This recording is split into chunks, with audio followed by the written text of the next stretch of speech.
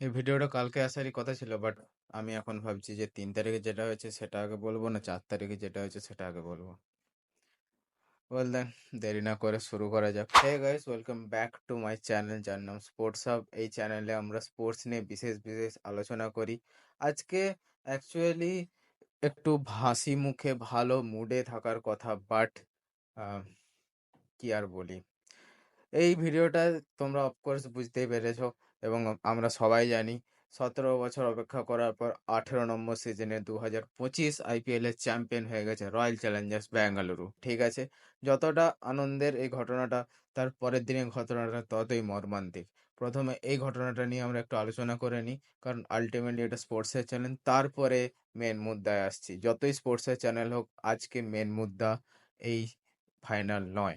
ঠিক আছে, তাড়াতাড়ি ফাইনালের কথাটা আগে বলে নিই। ম্যাচটা হয়েছিল ভাই 3 তারিখ নরেন্দ্র মোদী স্টেডিয়াম আহমেদাবাদে। ঠিক আছে, যেখানে পাঞ্জাব টসে জিতে আরসিবিকে বলে তোমরা ব্যাট করো, আমরা বল করব। আরসিবি 190 রান করে। 190 শিওরলি হতো না ভাই, কোনোভাবেই পসিবল ছিল না, যেরকম রান রেট চলছিল 7 থেকে 15 ওভারের মধ্যে। কিন্তু রোমারিও সেপার্ড, রজত পাতিদার, জিতেশ শর্মা এবং কিছুটা লিয়াম লিভিংস্টন, এই চারজন লাস্টে এসে একটু 100+, 150+, 200+ মতো স্ট্রাইক রেটে ব্যাট করে এবং রানটাকে লাস্ট অব্দি একটা মোটামুটি ডিফেন্ড করার মতো টোটালে পৌঁছে দেয়। ঠিক আছে, 190 না যদি হতো, অ্যাকচুয়ালি আমার 190টাও মনে হচ্ছিল না যে হবে, but due to RCB's brilliant bowling attack and brilliant captaincy by Rajat Patidar জিতেছি। জিতেছি ভাই, অনেক অপেক্ষা করার পর জিতেছি আমরা। 17 বছর অপেক্ষা করেছি আমি। আমি অ্যাকচুয়ালি 16 বছর করেছি, কারণ 2009 সালে আমি আরসিবির সম্মুখীন হই, আইপিএল এর সম্মুখীন হই। এবং ফর্চুনেটলি বা আনফর্চুনেটলি সেইবারই প্রথমবার আরসিবি ফাইনালে ওঠে ডেকান চার্জার্সের এগেনস্টে। আমি আগেও বলেছি, সেটা হেরে যায়। ঠিক আছে, এবং এই ম্যাচটার কথা যদি বলতে চাই, সেকেন্ড ইনিংসে যেভাবে শুরুয়াত হয়েছিল প্রিয়ান্স হারি আর প্রভসিমরন সিং এর, কোনোভাবেই মনে হচ্ছিল না যে আরসিবি জিতবে এবং পাঞ্জাব হারবে। কিন্তু পরন্তু একটাই ম্যান, অ্যাকচুয়ালি একটা ম্যান না, দুটো ম্যান, জস হেজেলউড এবং কুণাল পান্ডিয়া। কুণাল পান্ডিয়ার স্পেলটা ভাই ভাই one of the best spell. এরকম স্পেলটা আমি লাস্ট সে গুজরাট টাইটান্সের ফাইনালটা যেটা জিতেছিল 2022-এ না 21-এ, মেবি 22-এ, ঠিক আছে, ওখানে কুণাল পান্ডিয়া ছিল। আলাদা স্পেল ছিল, এবং এই স্পেলটাও লেভেলের স্পেল ভাই, মানে মারাত্মক স্পেল। 4 ওভারে 17 রানে 2 উইকেট, 4-এর রান রেট, এবং যে সিচুয়েশনে ও এসে বল করছিল সেই সিচুয়েশনে মার পড়ছিল ভাই, বহুত মার পড়ছিল। জস ইংলিশ যে শুরু করে দিয়েছিল, জস ইংলিশকে যদি আউট না করা হতো ও একাই বের করে দিত, কারণ ওর মধ্যে ক্যাপাবিলিটি আছে। ও ফাইনাল খেলেছে, ওয়ার্ল্ড কাপ খেলেছে, ডোমেস্টিক ক্রিকেটও খেলেছে, অনেক কিছু খেলেছে। ঠিক আছে, ইন্টারন্যাশনাল ক্রিকেট ও ফাইনাল খেলেছে, মোদ্দা কথা ফাইনাল খেলেছে বহুত। আর ভাই, এই শশাঙ্ক সিং বা এই শশাঙ্ক সিংকে যদি আমি মানে প্রেস না করি, যদি আমি ওর মানে তারিফ না করি, অপমান হবে। প্লেয়ারে অপমান হবে, ক্রিকেটে অপমান হবে, কারণ ও যে ট্রাইটা করেছে ভাই, লাস্ট ওভার অব্দিও ট্রাই করেছে। লাস্ট ওভারে প্রথম দুটো বল না ফসকালে পাঞ্জাব জিতে গেছিল, কারণ লাস্টে 4টা বলে 4-6, 4-4 এরকম কিছু একটা হয়েছিল। ঠিক আছে, 2টা 6, 2টা 4 এরকম কিছু একটা হয়েছিল। ওই দুটো বল ফসকিয়ে দিয়েছিল। আমি জানি জস হেজেলউডকে লাস্ট ওভারে মেরেছে ভাই, জস হেজেলউডকের মতো বলার যে থ্রু আউট দ্য টুর্নামেন্ট এরকম ফর্মে ছিল। হ্যাঁ, পার্পেল ক্যাপ পেয়েছে অন্য লোক, আমাদের কি বলে ওই যে মালটা, গুজরাট টাইটান্সের মালটা, প্রসিদ্ধ কৃষ্ণা পেয়েছে পার্পল ক্যাপ। কিন্তু ভাই, জস হেজেলউডের যে স্পেল গুলো অসাধারণ স্পেল ছিল। আই মিন, তাকে লাস্ট ওভারে ওরকম মেরে ও তখন রেগে গেছিল এবং ও মুড খিঁচে এদিক ওদিক মারছিল, আউট অফ দ্য কন্টেক্সট হয়ে গেছিল। But at the end of the day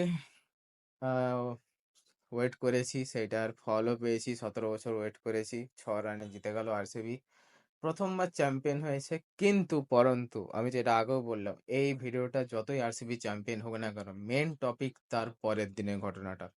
RCB trophy জেতে ব্যাঙ্গালোরে ফেলে, স্বাভাবিক ব্যাঙ্গালোরের লোকেরা খুবই উচ্ছ্বসিত, উল্লাসিত, উৎসাহিত, সমস্ত কিছু মানে বিশেষণ যোগ করে দেওয়া যায়।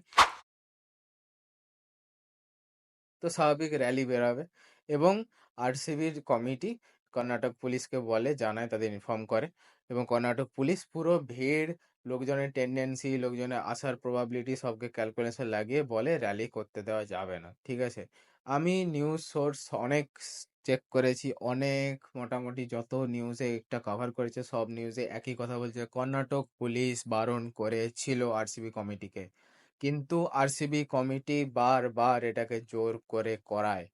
ভাই, আমি একটা কথা বলি, ঠিক আছে, আইপিএল জিতেছি, 17 বছর ওয়েট করেছি, সবই মানছি, বিরাট ইমোশন, সেটাও মানছি ভাই। কারোর জীবনের থেকে বড় হতে পারে না। ওই যে বাচ্চা ছেলেটা মারা গেছে চিন্নাস্বামীতে, আর বাকি যে 6 জন মারা গেছে, এখন 7 জন মারা গেছে না 11 জন মারা গেছে না 13 জন মারা গেছে, যে যার মতো বলছে ভাই। আমি 11 জনটাই ধরছি। তো 11 জনের মধ্যে ওই বাচ্চাটাও আছে, আরো আছে, আমি সবার এক্স্যাক্টলি বয়স, ছেলে না মেয়ে কিচ্ছু জানি না, বাট আমি এটা শুনেছি দুটো বাচ্চা মারা গেছে, একটা বাচ্চার ছবি আমি কনফার্ম অবধি দেখেছি, ঠিক আছে। ওই বাচ্চাটা হয়তো ক্রিকেট খেলতো বা না খেলতো, সে তার ছোট থেকে দেখে এসছে, এবং সে তার ভালোবাসার জন্য চিন্নাস্বামীতে এসেছে। তার কি আর ভালোবাসাটা রইলো, তার পরিবারের কি ক্রিকেটের প্রতি ভক্তিটা রইলো? ছেলেটা চলে গেল রে ভাই। তোরা এটা বুঝতে পারছিস না। এবার আবার আজকে নিউজে দেখাচ্ছিল ভাই, একটু আগে দেখে এলাম, কর্ণাটকের সিএম কি সব হুমকি দিয়েছে আরসিবি কমিটিকে, কিছু পুলিশের লোককে সাসপেন্ড করেছে, ডিএসপি কে সাসপেন্ড করেছে। ভাই, গালাগালিও দিতে ইচ্ছা করছে না, মানে ভাই, যখন তোদেরকে পুলিশ বারণ করেছিল তখন তোরা কেন করেছিলি? একটাই প্রশ্ন, এবং একটাই প্রশ্ন হওয়া উচিত। এখানে কর্ণাটক পুলিশকে দোষ দিয়ে লাভ নেই, ওরা স্ট্রেট বারণ করে দিয়েছিল। এবং বারণ করে দেওয়া উচিত, যেরকম উৎসাহিত লোকজন ছিল, প্রত্যেকটা লোক রাস্তায় আসতো এবং এসেছে, তারপরেও লাঠিচার্জ এই সেই করে ভাই ও লোকজনকে সরানো হয়েছে। কোনো দরকার ছিল? যদি না হতো, যদি একটা লাইভ সেশন রেখে দিত, লোকজনকে যদি কোনোভাবে চিন্নাস্বামীকে না আসতে দেওয়া হতো, কিছু প্রবলেম হয়ে যেত? আমি তো দেখতে পাচ্ছি না। কতগুলো প্রাণ বেঁচে যেত, আরো কত ইনজিওর্ড হয়েছে, সেই ইনজিওর্ডটা হতো না, এই কেওসটা হতো না। এবার আরসিবির এই যে জয়টা আমার কাছে নাইটমেয়ার হয়ে গেল ভাই। বিশ্বাস কর, মা কালী দিব্যি বলছি, নাইটমেয়ার হয়ে গেল। আমি ভাই, ঠিক আছে, স্পোর্টস স্পোর্টস ঠিক আছে, কারোর জীবনের থেকে বড় হতে পারে না। ইট ইজ, আই মিন, কি বলবো ভাই, আমি ভিডিওটা কালকেই বানাতাম সিরিয়াসলি। আমি ওয়েট করছিলাম যখন রিলিজ হলো যে আরসিবি আসবে, ভিক্টরি গ্লোরি হবে, এই সেই হবে। আমি বললাম ওটা দেখে নি, তখন ওটা থেকে কিছু ক্লিপ টিপ নিয়ে নেবো, ওটা থেকে ছবি নিয়ে নেবো দুটা। কিন্তু এরকম হবে আমি কোনোদিনও ভাবিনি। ঠিক আছে, কেওস হতো, সবই হতো। পুলিশ যখন বারণ করেছিল, পুলিশ যদি না বারণ করতো, আমি 100% কর্ণাটক পুলিশকে আমি দায়ী করতাম। পুলিশ যদি বারণ না করতো, কিন্তু পুলিশ প্রথমেই বারণ করেছে। এখন ভাই, পলিটিক্যাল প্রেসার ক্রিয়েট করিয়ে পুলিশের উপর চাপ ফেলে পুলিশ তো হ্যাঁ বলবেই, তাদের চাকরি বাঁচাতে হবে, না খেয়ে মরবে নাকি তারা? এতেই ভাই জীবনে আমার সমস্যা শেষ নেই, তার উপরে এইসব জিনিসপত্র শুনলে না জাস্ট মাথাটা ঠিক রাখতে পারি না। সিরিয়াসলি বলছি, এখানে গালাগাল দিতে পারছি না, গালাগাল দিয়ে কোনো লাভ নেই ভাই। জীবনের মধ্যে চলে গেছে ভাই, জীবন ফিরে আসবে না। আমরা কিছু করলেও আর কোনোদিনও ওই 7টা লোক বা 11 জন বা যতজনই হোক না কেন, একজনও যদি হতো ভাই, কোনোদিনও ফিরে আসবে না আর ওরা। আমি 17 বছর ওয়েট করে যদি 11 জনের জীবন দিয়ে এরকম হতে হয়, প্লিজ আরসিবি, আজ জিততে হবে না তোমাদের, অনেক করেছো। আমি আর কিছু বলতে চাই না, ভিডিওটা এখানেই শেষ করলাম। যদি তোমাদের ভিডিওটা ভালো লেগে থাকে এবং আমার কথার মধ্যে কিছুটা লজিক খুঁজে পেয়ে থাকো, আর যদি তোমরা শেষ অবধি ভিডিওটা দেখে থাকো, তো ভিডিওটা লাইক করে যেও, চ্যানেলকে সাবস্ক্রাইব করে যেও। এরপরে আরও ইভেন্ট আসছে, বড় বড় ইভেন্ট আসছে, ইন্টারন্যাশনাল ইভেন্টও আসছে, এবং ফুটবলের নিয়েও বিশেষ বিশেষ ভিডিও কিছু করা আছে, সেগুলো পরপর আসবে, চিন্তা নেই। তো আমি তাড়াতাড়ি আসছি এডিট করে, দেরি করব না ভাই, এমনিতেই একদিন দেরি হয়ে গেছে। ততক্ষণের জন্য জয় হিন্দ, জয় বাংলা।